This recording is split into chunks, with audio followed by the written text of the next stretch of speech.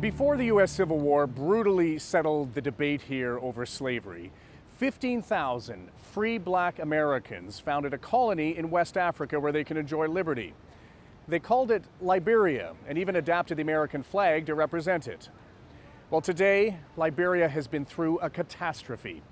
The Ebola virus has devastated families and left an economy of survivors. But as Kayla Hounsell discovered, Liberia also now stands as an example to the world of what's possible when politics is swept aside and people unite.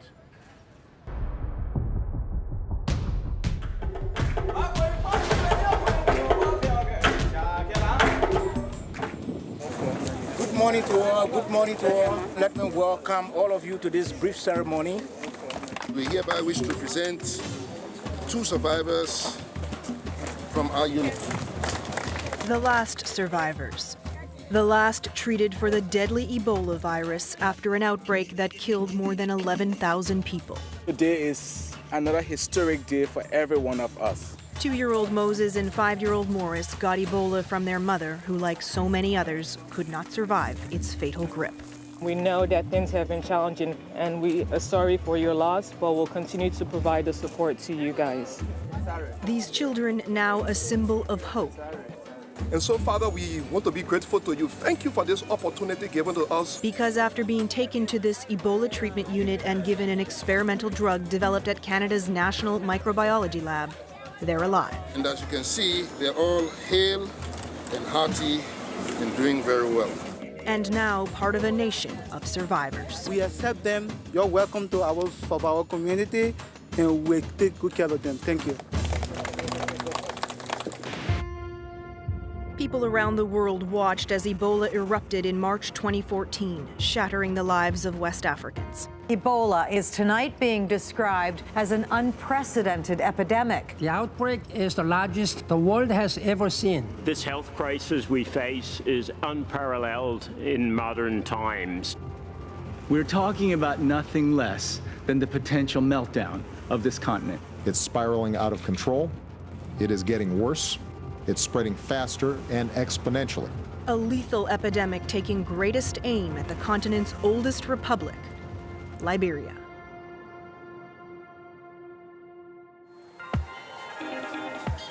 The country is home to 4.6 million people. More than 1 million of them live in the capital city of Monrovia. Ebola began silently spreading in Guinea and rapidly jumped borders to Sierra Leone and Liberia. It actually started around July. We all got sick in the same week. The disastrous disease wreaked havoc in Abdul Sirleaf's family. His grandmother was the first to die. So the hospital didn't confirm that she was Ebola until we did the burial. So after the burial, people started going to their own places. We started our normal life. Then people started getting sick. And what happened then? Then my dad got sick. Then I got sick. Then we all started getting sick. How many family members did you lose to Ebola in total? 7. 7? Yeah. How many days? 2 days.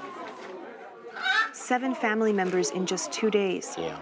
What do you remember about that time? You came back from burying your grandmother and everybody was getting sick so rapidly. What was going through your mind? So it wasn't like we're getting sick with bruise or getting sick with sore, no. We just fever. So you can even touch someone and you don't feel anything. You don't feel that this man is sick because the fever is just within. How do you cope with that? It's kind of difficult, but once we survive, I believe that we can come through these difficulties.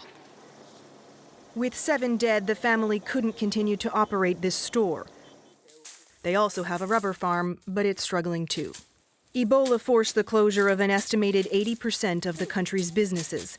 Abdul is trying his best, but he has no money to pay his employees. Some work here just for a bowl of rice, out of loyalty to his family. You got one here, which is the dad. He died. You got an uncle who was to take over from your dad. He died. You got a senior brother who's take over from your uncle. He died. You got a sister who take over from your senior brother. Died. So it's just like broken. There is no question this is still very much a broken country. Its people haunted by images they'll never forget. struggling to find their way 2.5 years after Ebola's terrifying peak. Entire families have been wiped out, an already weak healthcare system destroyed, the economy decimated. But the fear and panic have subsided. One no longer needs to dress in protective gear. It is still a requirement to get your temperature checked and wash your hands at the entrance to every public building and county line. But in the community of West Point, there is no running water. Located on a peninsula which juts out into the Atlantic Ocean, West Point is home to more than 75,000 people, a way of life here in stark contrast to West Africa's otherwise striking coastline. How is this community regarded by the people of Monrovia? This community is actually regarded as the largest slum community, and it's also a community where there's so much crime that goes on. Edwina Vacon-Lincoln is the executive director of Business Link, an organization running a post-Ebola economic recovery program for women and children. I read that it's one of the worst slums in the world. In the world, yes, I can say yes. The slum is such that somebody is just there, somebody is taking bath, somebody is eating, somebody is defecating. Not a place anyone would want to see a child grow up, but children are growing up here.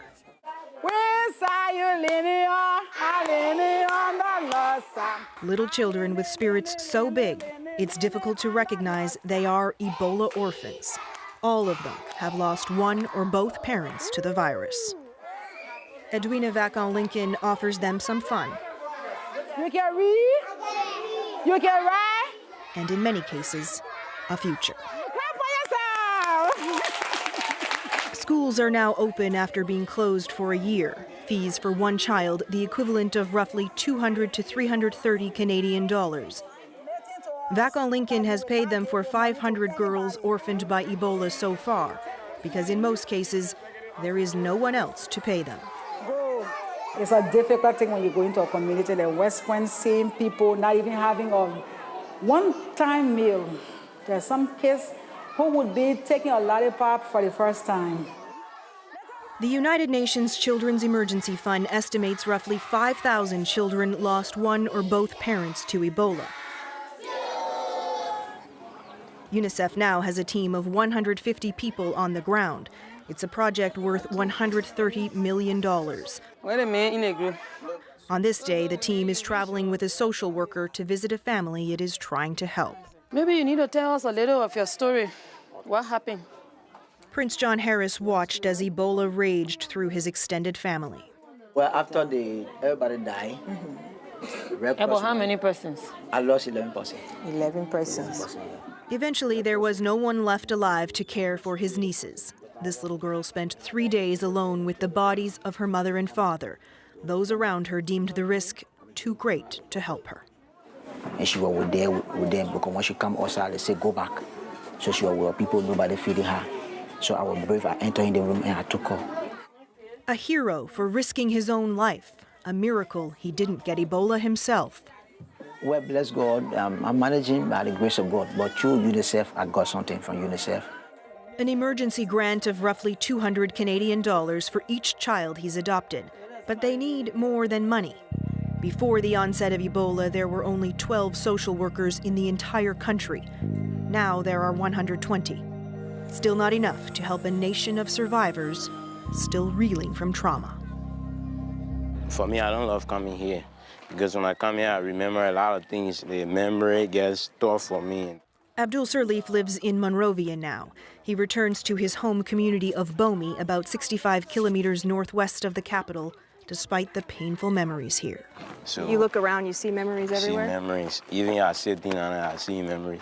In the heart, you feeling like someone used to be here. When we ask Abdul how he managed to survive, his answer is simple. God.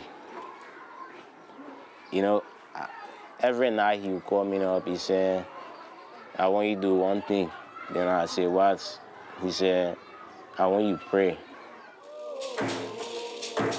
Prayer is also important here. This church lost 36 members of its congregation to Ebola. They used to be hundreds strong, but though the risk is now very low, they say people are afraid to come back, still worried about getting Ebola. Little faith the disease is really gone, but so many in this country cling to their faith in God.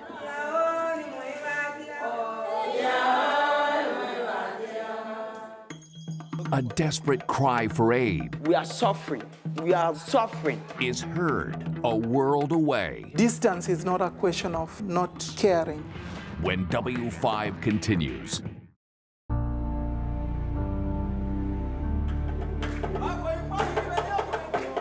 The slum community of West Point was among the hardest hit during West Africa's Ebola crisis.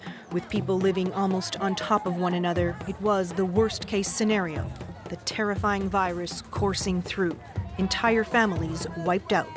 Those left behind have joined forces. We do things together. Sidiki Sano is a leader of the Ebola Survivors Network. Your problem is my problem is your problem. They meet because it brings them comfort when little else does. I feel that Survival is the best people right now for us to be with, because most of us, we don't want to go far because people always stigmatize us. Stigmatized because people still fear the survivors even after they've been declared Ebola-free. The Survivors Network hoped mobilizing would help them get the money they feel they need and deserve. But a year and a half after the crisis itself subsided, anger is rippling through the room. We want it now. We don't want for our future terms. We want it. We don't want to have the problem. Then why we can receive it? Don't keep it for yourself. Keep it for us. Give it to us. International aid has been flowing into this country since it was walloped by one of the worst public health crises the world has ever seen. But many of the people who live here still have questions about where specifically that money is going and how it's being distributed. Anger focused on this woman, the president. At the height of the crisis, Ellen Johnson Sirleaf visited hard-hit communities, encouraging calm. So you can go from house to house. If you see somebody sick, you can send them for treatment. She insists her government is not responsible for distributing international aid money. We've spoken with a number of survivors, and some of them are very critical, as you might imagine. One of their complaints is the distribution of international aid. So can you help us understand how is it being distributed? Funds that have been pledged or allocated, by through our bilateral programs or through international agencies are largely transferred to international NGOs, to international agencies, and they really control the funds. So the government is not really in charge of directing those funds? No. Is the international aid still coming, or has the world forgotten about Ebola? No, international aid is still coming in, and we're still, appreciative of that. How much have you now received in total? I don't have a number to tell you, but I can say that Liberia has been very dependent on foreign assistance. The Canadian government says this country committed more than $130 million to Ebola relief across West Africa. That includes more than $5 million for non-governmental organizations working in Liberia. To be part of that larger group is actually an honor and a privilege. And it's what motivates me on a daily basis to wake up and look forward to making a change in people's lives. Marco Kingo is a Canadian resident working with UNICEF in Liberia. It's important that Canadians realize that the calling for them to be engaged and to be involved and to understand that distance is not a question of not caring. Distance is not a question of saying that is very far from us, so why should we be involved? Because if Ebola spreads, it only takes one person for the virus to explode. Sidiki Sano of the Ebola Survivors Network says regardless of where it comes from, they need more help. We need major help.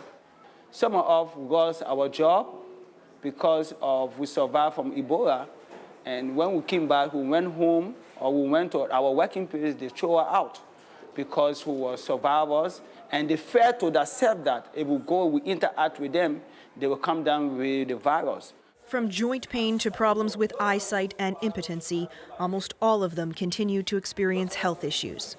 Maybe the impotency will last forever, I don't know. And I am very young for that. I think you know, as a man, you are working with impotency, it's very bad. Sometimes if I said I want to take suicide on myself. It's been more than 2 years since the outbreak began. How is your country doing now? We're making progress. We still have a long way to go because the doctor-to-patient ratio is still very low. Access to health services in the rural areas still have not met the goals that we have established. There are currently 40,000 patients per doctor. By comparison, a Canadian doctor has roughly 500 patients. We are suffering. We are suffering. We are going out of patients. Not enough doctors, but one man whose name we hear again and again. If any problem happening to us, if we call him, Dr. Father will have this problem, he will be treating me to come. Dr. Musoka Fala is an infectious disease epidemiologist. He began his studies in Liberia and went on to complete a PhD at Harvard. Then he came home. Us as a society, we should care for our own. Ebola is like a black hole. We're going layer by layers of the unknowns that we don't know. Fala is now the principal investigator of a research study of survivors. We've had a couple of sub-studies. We've looked at the semen. We're looking at the vaginal swab. We're looking at breast milk. We're also looking at babies, asking whether there is a possibility of in utero transmission. Ebola has been detected in breast milk, but researchers still don't know whether the virus can be transmitted from a mother to an infant through breastfeeding. They have determined Ebola can be transmitted sexually. What we've done in 2 cases was to create a ring around wherever there is outbreak and vaccinate contacts and contacts of contacts. We just did that. It is work that began here at Winnipeg's Canadian Science Centre for Human and Animal Health. The vaccine used in Liberia's latest outbreak was developed here, but so far it has only been approved for use during an outbreak. We'll be doing HIV testing for you. We'll be doing hematology. They are now trying to determine the virus's long-term health consequences and whether survivors develop an immunity. You will feel little pain. The pain will not be that much. Once a survivor has agreed to be part of the program, they undergo a physical exam, provide blood samples and medical history. Then they agree to get checkups every 6 months for 5 years. Right now, 1,200 of the roughly 1,500 known survivors in the country are participating. But the principal investigator says he would like to see all of them take part. But what about the other undocumented survivors that are in rural areas, in villages, that may cross boundaries that we don't know? Could they be that the virus persists? How long does it persist? None of us know the answer. Do you believe that there are currently people in rural areas, in villages, who aren't reporting the status of their health, who may now have Ebola that you don't know of? No, they will not have Ebola, but they could be survivors. Ebola cannot hide. You know what we should say? You can lie, but the virus doesn't hide. There's no way you're going to have Ebola it can be hidden. There will be death, there will be cluster of death. That's clear cut. Perhaps one requires no more proof than the row upon row of crosses marking the dead. So many the government opened a national cemetery. Most are marked with a simple name, some not marked at all. Abdul Sirleaf's family is buried here on the family farm. He tries to take good care of their tombs, often thinking about how close he was to being among them. It's always in my thought. Were you afraid to die? No. By that time, I wasn't afraid of that. He takes some comfort in the fact that things have changed. We're better off now. Better off now. At least on that point, everyone seems to agree, vowing an outbreak of epidemic proportions will not happen again. In most of our health facilities now, particularly the major hospitals, we have triage units. That means that we have special areas where anybody who comes in for treatment has to go through that unit where there are trained people to do tests to make sure that they don't have infection control, they don't have symptoms of Ebola and any other kinds of disease. Remember Moses and Morris, the little boys now providing big hope that Ebola can be beaten. The final patients released from the Ebola treatment unit. A clear demonstration to the world that that response capability has been developed and we can contain this disease. Ultimately, this is what we want. that even when Ebola comes, we're able to work together and that people survive. And then the countdown begins again. 42 days later, in June of 2016, Liberia was declared Ebola-free for the third time. It remains a country on alert, bracing for the next outbreak, which will take no one by surprise. Still very much mourning the dead, but also proud of what it has achieved in the face of so much despair.